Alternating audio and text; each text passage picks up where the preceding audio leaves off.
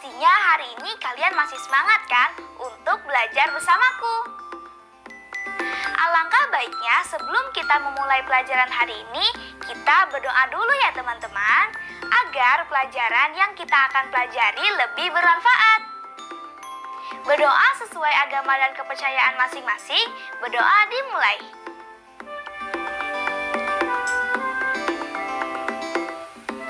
Amin.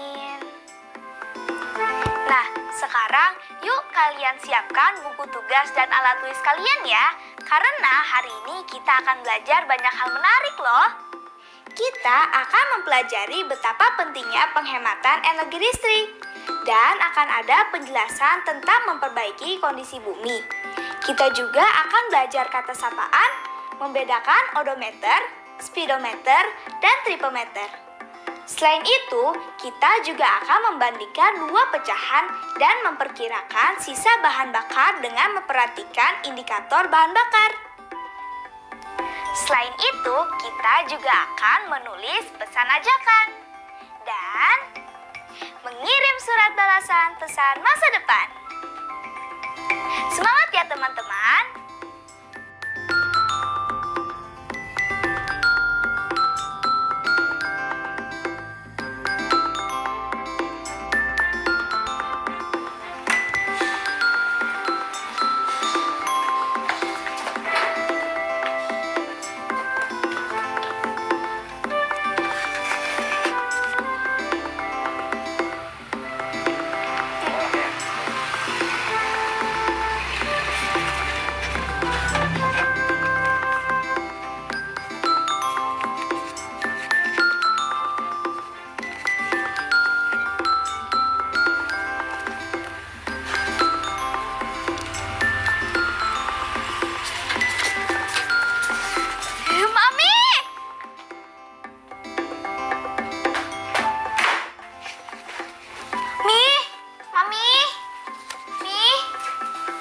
Kenapa nak? Kok teriak-teriak panggil mami? Ini Mi, tadi Nasya dapat surat, tapi kok aneh banget ya? Aneh, kenapa? Ini kan surat-surat biasa nak. Bukan yang ini nih, tapi yang ini. Ayo coba kita buka. Kita baca ya? Mi, Nasya pengen baca suratnya ya. Ya udah, boleh nak baca.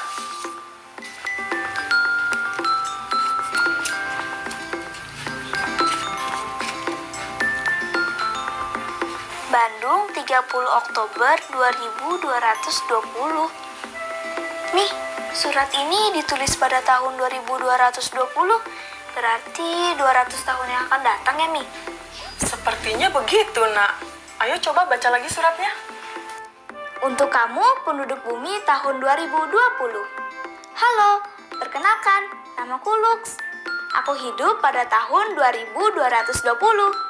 Terima kasih sudah mau membaca suratku ya. Aku mengirim surat ini dengan bantuan mesin waktu buatan ayahku. Ia adalah seorang ilmuwan terkenal. Ini surat benar-benar dari masa depan. Pastinya iya, Mi. Ya sudah, kamu coba baca lagi terusin. Aku menulis surat ini untuk meminta bantuanmu. Kondisi bumi di tahun 2220 benar-benar buruk. Telah terjadi kekeringan di mana-mana. Pemanasan global telah mengancam kehidupan penduduk bumi dan makhluk hidup lainnya. Sumber air menipis, cadangan bahan bakar fosil seperti minyak bumi, batu bara, dan gas alam hampir habis. Tak ada lagi sumber energi melimpah yang dapat digunakan untuk menyalakan listrik. Pemanfaatan pembangkit listrik dengan menggunakan energi alternatif masih belum banyak dikembangkan. Sudah 6 bulan aku dan penduduk bumi pada masa ini hidup dengan listrik terbatas. Kami tak dapat lagi menyalakan lampu dan memakai alat-alat elektronik. Cuaca bumi menjadi amat panas dan penuh polusi. Nih, Nasya jadi takut. Kenapa takut, nak? Keadaan bumi semakin buruk nih di masa depan. Justru dengan adanya surat ini memberi himbauan bagi kita agar kita lebih bijak menghemat energi. Coba kamu lihat tulisan yang ini. Semua ini terjadi karena kami sering melakukan pemborosan energi. Di bumi sudah terlalu banyak kendaraan yang menghabiskan bahan bakar dari minyak bumi. Miliaran manusia menggunakan alat elektronik tanpa memikirkan listrik yang digunakan itu didapat dari generator yang diaktifkan oleh sumber energi yang tak dapat diperbarui. Kita sudah tahu kenapa keadaan bumi di masa depan tidak sehat lagi. Makanya kita harus mengubah kebiasaan boros kita. Oh iya Mi, di sini dia juga nulis, maukah kamu dan penduduk bumi pada masamu melakukan penghematan energi? Hanya itu satu-satunya cara agar kamu tak perlu mengalami apa yang aku alami sekarang. Penghematan energi yang dilakukan pada masamu pasti akan mengubah masa depan juga. Hidupku tak perlu berakhir seperti sekarang. Kuharap kamu mau mendengar pesanku ya. Beritahukanlah penduduk bumi pada masamu untuk melakukan hal yang sama. Terima kasih. Hanya kamu satu-satunya harapanku. Salam dari masa depan. Lux. Namanya Lux. Kayaknya surat ini benar-benar dikirim dari masa depan, Demi. Surat ini memang berisi himbauan yang sangat bagus. Sudah saatnya kita melakukan perubahan demi bumi yang lebih baik di masa depan. Belakangan ini kita sering kan mengalami pemadaman listrik? Iya, Mi. Itu merupakan upaya untuk menghemat energi yang digunakan karena cadangan energi di bumi ini sudah semakin sedikit. Iya, Mi. Nasya ingat. Kan Mami berkali-kali bilang ke Nasya untuk menggunakan listrik seperlunya saja. Maaf ya, Mi, kalau biasanya Nasya nggak pernah peduli. Tapi surat dari Lux ini membuat Nasya mengerti kenapa Mami terus-menerus menyuruh Nasya untuk menghemat listrik. Iya, nggak apa-apa nak. Mulai sekarang kita saling mengingatkan ya untuk menghemat energi, terutama energi listrik. Iya, Mi. Nasya akan menghemat listrik. Nasya nggak mau hidup seperti Lux. Pinter anak Mami. Jadi Nasya nggak perlu takut lagi sekarang. Yang terpenting bijak dalam menggunakan energi. Oh, gitu ya, Mi. Oke, Mi. Tapi Nasya pengen balas surat untuk Lux. Bisa nggak ya kira-kira? Coba Nasya tulis dulu ya. Oke, Mi.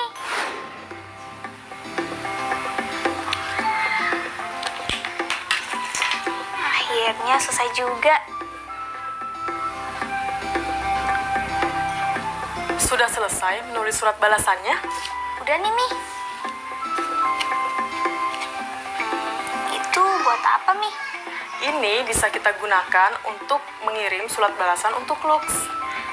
Loh, emangnya nanti nggak pecah kalau dikirim ke Pak Pos? Kita tidak melalui Pak Pos sayang, tapi kita kubur di tanah supaya nanti Lux bisa menemukan surat Nasya di masa depan. Bahannya kan dari kaca. Menurut informasi dari Badan Perlindungan Lingkungan Amerika, botol kaca membutuhkan waktu 1 juta tahun untuk bisa terurai. Wah, keren banget nih, kayak di film-film. Iya, mana coba lihat Mami surat balasannya?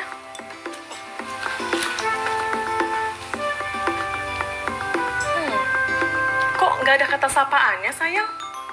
Maksudnya? Kata sapaan adalah kata yang digunakan untuk menyapa seseorang atau menggantikan nama orang ketiga. Penggunaannya sangat terkait pada kebiasaan setempat, situasi, dan percakapan. Ada banyak kata sapaan yang dapat kamu gunakan saat menulis surat ataupun pesan singkat. Oh, seperti menyapa Lux di awal surat ya, Mi? Tapi kan Nasya udah sapa dengan Hai Lux. Kata sapaan dapat berupa hal-hal seperti ini, Nasya. Pertama, nama diri, misalnya nama Nasya. Di sini, Nasya langsung tulis, Hai Lux, kamu benar-benar dari masa depan. Sedangkan Nasya belum memperkenalkan diri. Sebaiknya Nasya perkenalkan diri dulu supaya Lux tahu siapa pengirim surat ini. Oh, oke, Mi. Nanti Nasya tambahin ya. Oh iya, terus ada apa lagi bentuk-bentuk kata sapaan?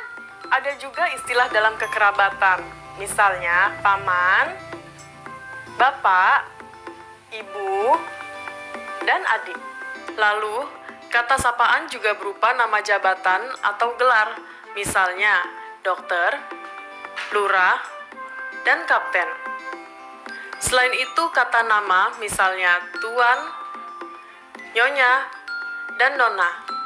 Dan juga kata nama pelaku, misalnya hadirin, pendengar, dan penonton.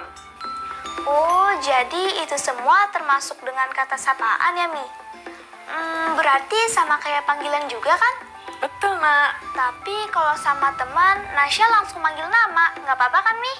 Kata sapaan yang digunakan untuk menyapa teman sebaya biasanya menggunakan bahasa yang lebih santai dan kurang resmi.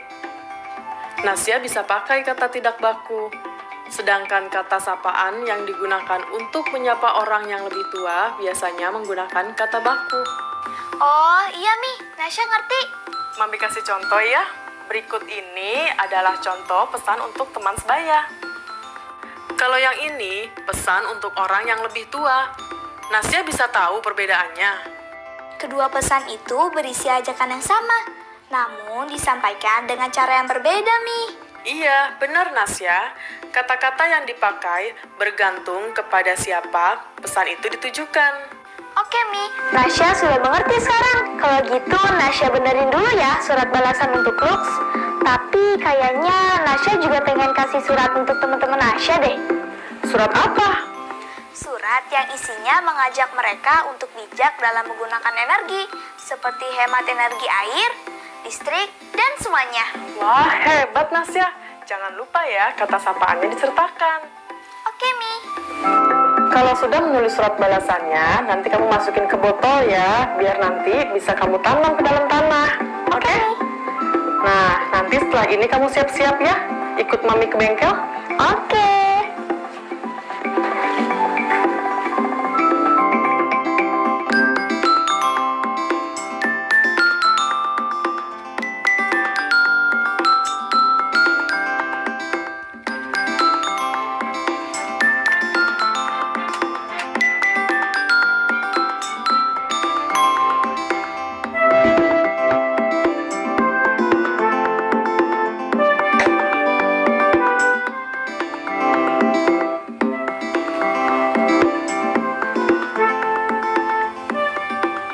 Teman-teman, sekarang aku bakalan mengubur kapsul waktu ini ya, agar Lux bisa melihatnya di masa depan. Semoga Lux bisa menemukan suratku ini nanti, dan di kehidupannya nanti, Umi dalam kondisi yang lebih baik.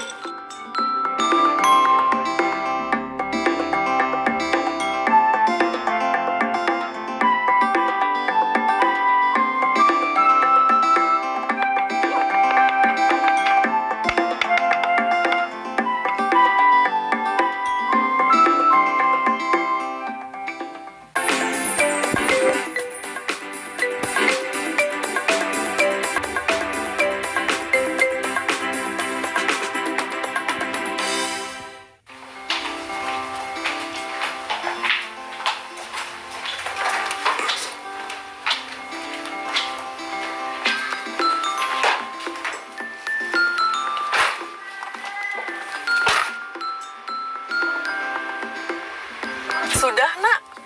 Kita jalan sekarang yuk. Nggak ada yang ketinggalan, kan? Nggak ada kok, Mi. Oke. Nasya ngeliatin apa sih? Mi, sebenarnya itu tuh apa sih? Yang mana? Yang ini. Iya, Mi, yang itu. Ini namanya odometer, sayang. Jadi odometer ini adalah alat untuk menunjukkan jarak yang ditempuh oleh kendaraan. Nah, bisa kendaraan mobil ataupun motor. Dari angka di odometer ini, Mami bisa tahu jarak yang sudah ditempuh, itu seberapa banyaknya. Nah, sekaligus Mami juga tahu kapan mobil ini akan diservis. Oh, berarti angka itu menunjukkan tanggalnya ya, Mi? Bukan, Nak. Angka yang tertera dalam odometer umumnya dalam satuan kilometer. Nah, kalau mobil kita ini sudah tertera angka, contohnya nih 93252, itu artinya kendaraan tersebut sudah menempuh jarak 93252 km. Angka ini juga berarti menunjukkan total jarak tempuh yang telah dilalui oleh kendaraan tersebut. Nah, sejak pertama kali digunakan sehingga angka tersebut tidak bisa di-reset, sayang. Wah, berarti mobil kita sudah menempuh jarak sejauh 93.252 km ya, Mi? Iya, dari awal beli sampai sekarang itulah jarak yang sudah kita tempuh. Nah, kalau odometer kan nggak bisa di-reset, berbeda dengan trip meter yang bisa kita reset jari ke angka 0. Trip meter itu yang mana, Mi?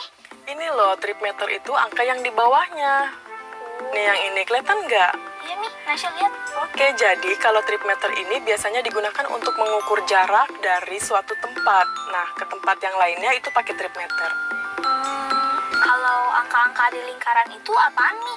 Kalau ini namanya speedometer sayang. Alat ini menampilkan kecepatan dalam kilometer per jam setiap saat pada saat kita mengendara. Oh, jadi kita bisa tahu ya Mi, kalau kendaraan kita terlalu cepat, kita harus melambatkannya. Betul nak, pinter Nasya. Terus kalau angka speedometernya di angka 40, artinya apa? Berarti kecepatan mobilnya 40 km per jam Mi. Betul sayang. Nah, kalau angkanya di 80 gimana? 80 km per jam? Betul. Kalau di angka 0? Mobilnya nggak jalan Mi. Kok kamu tahu sih? Bener dong. Nasya sempat bingung tadi. Nasya, tadi kan sudah tahu soal speedometer, odometer, dan tripmeter. Nah, sekarang Nasya tahu nggak indikator bensin itu yang mana? Yang itu Mi, yang ada huruf F sama E-nya. Wah, hebat. Kok Nasya tahu? Kan pernah dikasih tahu sama Papi. Oh gitu, kalau huruf F itu dari kata full yang artinya penuh. Nah kalau huruf E itu dari kata empty yang artinya kosong. Jangan sampai bensinnya di huruf E ya Mi, karena bisa-bisa kendaraannya nggak bisa bergerak karena kehabisan bahan bakar. Betul sayang, kalau misalnya kita berangkat dari rumah sekarang, kondisi odometer dan indikator bensinnya seperti ini, lalu setelah berjalan, berikut odometer dan indikator bahan bakarnya. Nah, saya bisa bantu Mami, kira-kira tinggal berapa liter sih bahan bakar kita? Cukup nggak untuk sampai ke bengkel? Masih sekitar 1/4 dari 20 liter, Mi. Kira-kira 5 literan lah. Kok Nasya tahu sekitar 5 literan? Nasya melihat indikator bahan bakar itu, Mi. Karena jarumnya ada sekitar situ, Mi. Oh, nah ini kan 1/4, tapi lebih sedikit, nak. Oh iya ya, lebihnya berapa ya, Mi? Kalau melihat jarumnya, yang jelas itu ada di antara 1/4 dan setengah. Berarti lebih dekat ke 1/4 ya daripada 1/2, Mi. Betul, menurut Nasya, jarum ini tepat menunjuk ke angka pecahan berapa ya? Antara 1/4 dan 1/4 ditambah 1/8, Mi. Atau kalau ditulis menjadi antara 1/4 dan 1/4 ditambah 1/8 sama dengan 3/8. Bisa tidak Nasya menyebut salah satu contoh pecahan antara 1/4 dan 3/8? Coba Nasya hitung ya, Mi. Oke. Misalnya Nasya mau mencari pecahan antara 1/3 dan 2/5. Nasya perlu menuliskannya dalam bentuk pecahan dengan penyebut yang sama. Dari sini, yang lebih kecil adalah yang 1/3. Karena 5/15 lebih kecil daripada 6/15. Nah, alasan Nasya benar. Mumpung bicara tentang pecahan, Mami punya beberapa tebakan nih. Maukah Nasya menebak pertanyaan Mami? Mau banget nih. Misalnya, Mami punya pecahan 7/12 dan 7/11. Mana yang lebih besar? Pasti yang 7/12 lebih kecil kan, Mi? Ini karena mereka punya pembilang yang sama, sehingga pembagi yang lebih besar akan menyebabkan nilai pecahan itu semakin kecil. Bagus Nasya. Nah sekarang Nasya bisa nggak menemukan pecahan antara 7/12 dan 7/11? Ayo coba. Oke, coba Nasya hitung dan coret-coret ya, Mi.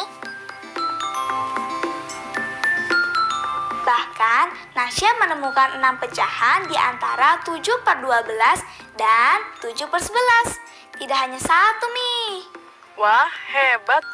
Nah, sekarang balik lagi ke pertanyaan Mami mengenai bahan bakar kita. Cukup nggak? Jika kita menempuh jarak 173,3 km, berarti kita akan menghabiskan sekitar 9 liter ya, Mi? 9 liter itu dari mana, nak? Jika sebelum berangkat jarum indikator menunjuk 3/4 bagian, setelah berjalan jarum indikator menunjuk 1/4 bagian. Artinya, setengah bagian liter bahan bakar yaitu dari 3/4 dikurang 1/4. Sudah kita gunakan untuk menempuh perjalanan sejauh 173,3 km. Berarti mobil tersebut telah menghabiskan 173,3 km dibagi 9 liter atau sekitar 19 km per liter ya.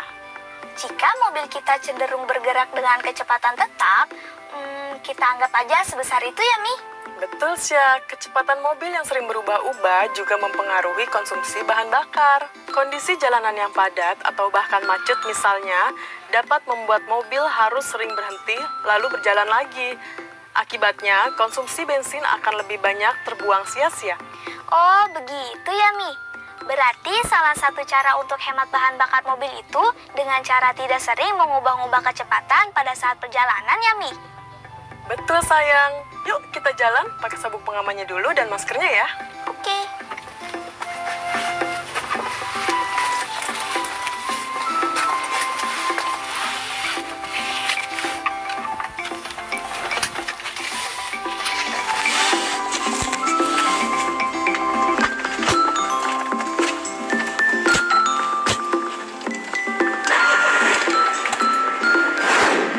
Teman-teman, hari ini kita sudah belajar memahami pentingnya penghematan energi listrik, cara memperbaiki kondisi bumi, belajar menggunakan kata sapaan, dan yang paling seru, menuliskan surat ajakan untuk menghemat energi ke teman-teman dan membalas surat Lux ke masa depan. Kita juga jadi bisa membedakan mana odometer, speedometer, dan tripmeter. Tadi kita juga belajar dua cara menemukan bilangan-bilangan pecahan yang terletak di antara dua pecahan, yaitu pecahan-pecahan dengan menyebut sama dan pecahan-pecahan dengan pembilang sama. Selain itu, kita juga tahu bagaimana memperkirakan sisa bahan bakar kendaraan dengan memperhatikan indikator bahan bakar. Teman-teman, tetap semangat ya belajarnya. Dadah! Tetap belajar dari rumah ya teman-teman.